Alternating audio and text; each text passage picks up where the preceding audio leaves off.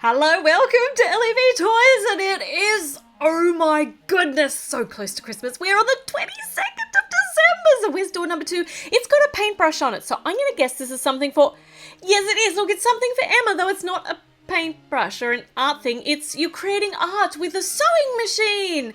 It's a sewing machine. So I don't know how sewing machines become Christmas ornaments, but we can make anything into a Christmas ornament because that's what Lego is awesome about.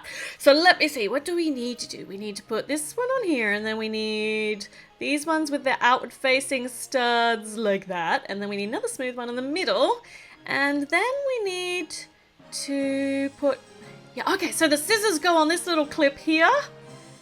Oh, it's cute.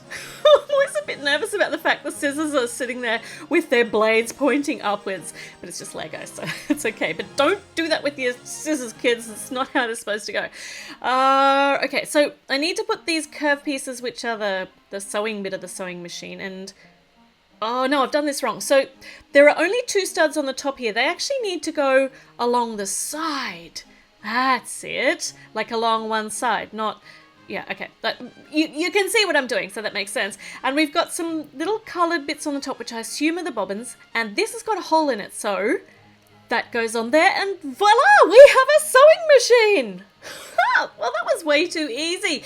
Emma, of course, is going to be very, very keen to see this, even though it is proportionally a little bit big for her. But it's going to make a very, very nice Christmas tree ornament, if you would like a sewing machine as a Christmas tree ornament.